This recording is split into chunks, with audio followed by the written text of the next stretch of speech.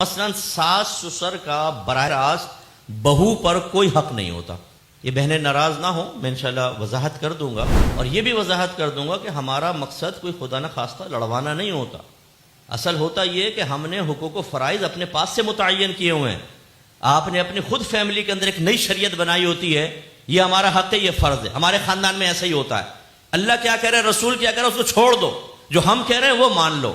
ہم اتنے امپورٹنٹ ہیں کہ جو ہم گھر کے بڑوں نے اصول بنا لیے، اگر بچے اس کے خلاف چلیں گے تو نافرمان کہلائیں گے. انہیں دکان سے نکال دو، گھر سے باہر نکال دو، کہو بیوی بچوں کو لے کے نکل جاؤ.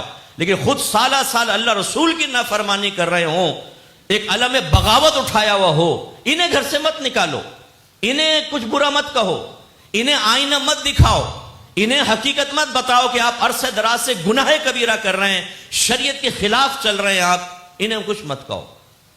اس کا مطلب تو یہ ہوا کہ ایک عام گھر کے بڑے نے اپنے آپ کو اللہ رسول سے بھی عظمت میں بلند و بالا تصور کرنا شروع کر دی، اگرچہ وہ دعویٰ کبھی نہیں کرے گا. لیکن کیا طرز عمل ظاہر ہو رہا ہے کہ بچے اللہ رسول کی مانے نہ مانے، حقوق و فرائض میں کوئی بات نہیں. ہمارے قائم کردہ حقوق و فرائض میں کوتاہی ہوگی تو جلال آ جائے گا، ابا ناراض ہو جائیں گے، مہینہ مہینے بات کرنا چھوڑ دیں گے، امی کہیں گی جب دودھ نہیں بخشوں گی تجھے، کم وقت میرے جنازے میں مت آنا. حالانکہ بات ایسی ہوتی نہیں کہ اتنا ہائپر ہوا جائے. تو لہٰذا ساس سسر کا بہو پر ڈائریکٹ کوئی حق نہیں ہوتا. ہاں، ہم اپنی اکیڈمی کی بچیوں کی تربیت کرتے ہیں کہ بیٹا ساس سسر کو اپنے ماں باپ سمجھو. میری اپنی وائف نے الحمدللہ میرے والد والدہ کی اتنی خدمت کی کہ میں، صحیح بات ہے کہ آج کے دور میں سگی بیٹی بھی شاید اتنی نہ کرے، اتنی خدمت کی.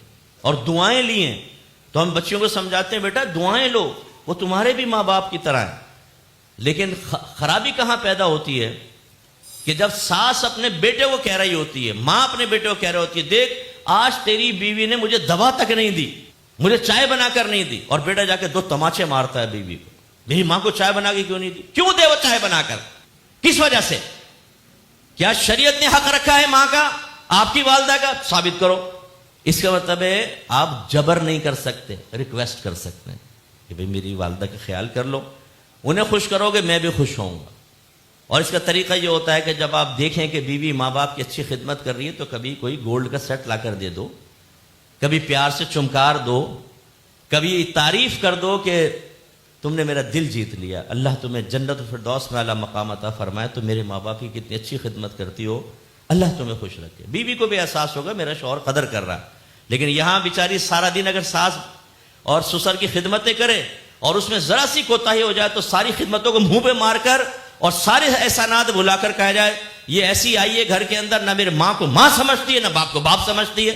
تو لاؤ قرآن و حدیث کی تعلیم لاؤ کہ شریعت نے کہا ہو کہ ان کی ماں کو ماں اور باپ کو باپ سمجھ کے سارا دن خدمت کرتے رہو، ثابت کرو نا یہ حق. یہ ہمارے یہاں خرابی ہے، ڈس بیلنس ہو چکا ہے ہمارا نظام. وہی بات جو میں لفظ کہتا ہوں کہ ہمارا ارادہ اور قول سے اقرار نہیں، لیکن ہم نے ایک نئی شریعت بنائی ہوئی اپنے خاندانوں کے اندر، اس شریعت کی پیروی کرنی ہوگی.